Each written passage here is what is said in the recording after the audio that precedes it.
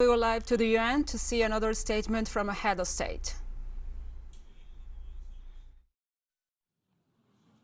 Good morning, President of the General Assembly, Xaba Korosi, Secretary General of the United Nations, Antonio Guterres, colleague heads, heads of delegations, ladies and gentlemen. Mr. President, I congratulate you on your election to preside over the 77th session of this august body, and I assure you of my country's full support during your presidency. Mr. President, at last year's general debate, I called on leaders to build a better world, a planet for those living today, but more so for those generations yet to come. So today, I would like to take you back to 1992, when Stephen Suzuki spoke at the United Nations Earth Summit in Rio de Janeiro. She appealed to everyone to help stop the destruction of the Earth's resources. And now, 2022, we are here.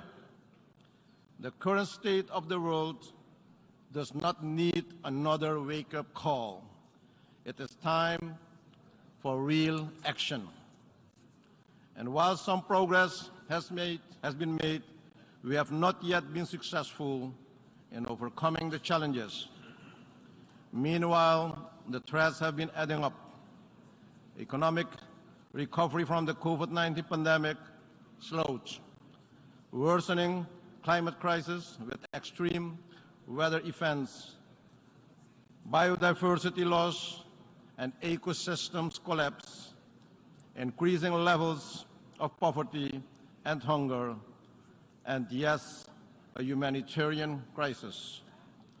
The global community is faced with escalating consumer and fuel prices that have risen substantially, damaging living standards, particularly for the vulnerable.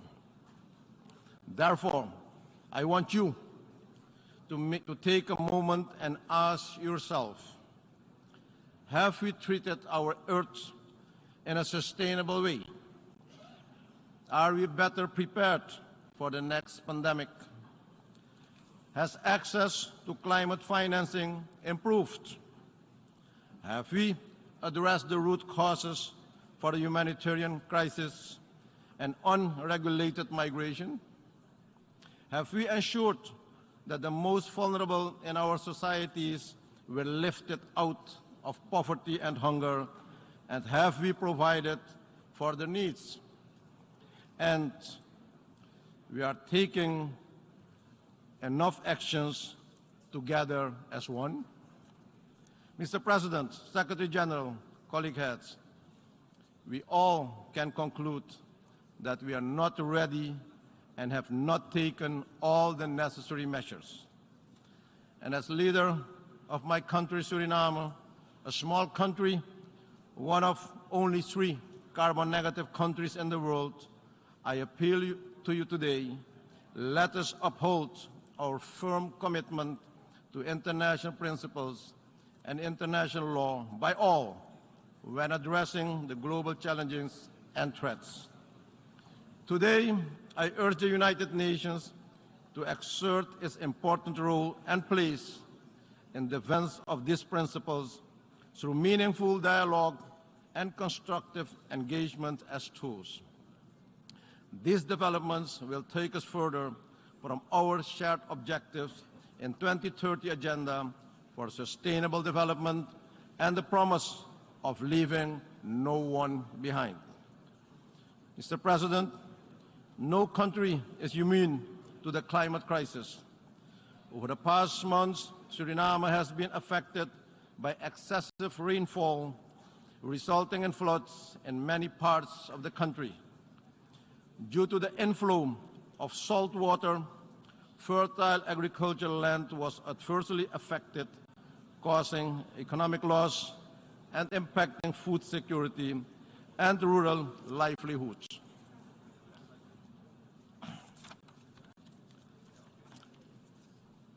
The Secretary General visited Suriname, and during his visit in July this year, he witnessed firsthand the impact climate change, particularly the climate change effect on the low-lying coastal states. He lauded our nature-based solution, such as preserving mangroves, rainforests, and other essential ecosystems. And he stated, the Caribbean is ground zero for the global climate emergency. Mr. President, that is why it is time to act now. We have delivered the $100 billion commitment in climate finance for adaptation. As such, we call for support for a research agenda that will help the region understand the cost of climate change on sectors and economies. Scaling up the means of implementation, including finance, particularly adaptation finance, capacity building, and technology transfer, and not technology dumping. Scaling up finance for adaptation and for response to loss and damage, with prioritization for Caribbean SIDS to access grant and concessionary finance, including through bilateral channels in particular. The establishment of a loss and damage facility under the UN FCCC that would provide SIDS with resources to finance loss and damage resulting from climate change. In this regard, I express appreciation to the Secretary General of the United Nations for his efforts to make the Adaptation Fund more accessible to countries affected by climate change through his Adaptation Finance Initiative. Mr. President, finance is the backbone of sustainable development. The time has come, and the time is now for a real reform of the global financial architecture, a reform that must take into consideration the unique and inherent vulnerabilities that hamper the ability of small and vulnerable economies to overcome economic, environmental, and social shocks. I therefore welcome the appointment of the high-level panel on multidimensional vulnerability index, and we look forward to finding solutions to address the obstacles to realizing the index, in particular the availability of reliable data. Mr. President, the political, economic, and humanitarian crisis in Haiti remains a great concern to the region and requires the attention of the international community. In my capacity as current CARICOM chair, I am committed to exerting all efforts for a dialogue with all stakeholders in Haiti aimed at safeguarding peace and security. It is of utmost importance that any support in resolving the situation in Haiti should be on the basis of a Haitian-supported and owned plan. Conflicts and violence are currently on the rise globally in all regions, which are leading to hostilities and displacements. These hostilities and mass displacements are causing people to face paralyzing levels of poverty and food insecurity. We as member states constituting the United Nations should take up our role in maintaining international peace and security. The achievement of sustainable development is inextricably linked to upholding democratic values, good governance, and respect for human rights. We must allow countries to develop sustainable economies without obstacles. Mr. President, in today's world, differences must be resolved through dialogue and cooperation. Therefore, in our view, the long-standing embargo against Cuba and the Cuban people must be lifted. I believe, Mr. President, that young people are valuable and undeniable partners in every development aspect and in shaping the future. Let me also congratulate the General Secretariat for the establishment of a youth office in the United Nations Secretariat. As lead head within the quasi-cabinet of the Caribbean community responsible for regional youth development, I was pleased with the interaction of region's youth during the last CARICOM leaders meeting held in Suriname.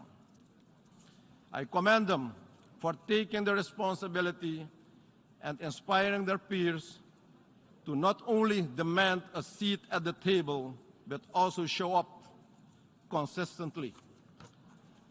On my part, Mr. President, I have pledged 10 hectares of land in Suriname for setting up an innovative campus where students and startups from the region will be facilitated to conduct research and development studies. Mr. President, since I took office 2 years ago, my government has been making efforts to bring the economy back on track and bring the development of the country on the right path from an extremely unsustainable position. While a homegrown recovery plan, a 36-month extended fund facility of the IMF, and a national multi-year development plan are in implementation, my government continues to face economic challenges and capacity constraints due to external and unforeseen shocks. Based on the impact of several crises and the measure to reform the economy, the population is going through the hardship now.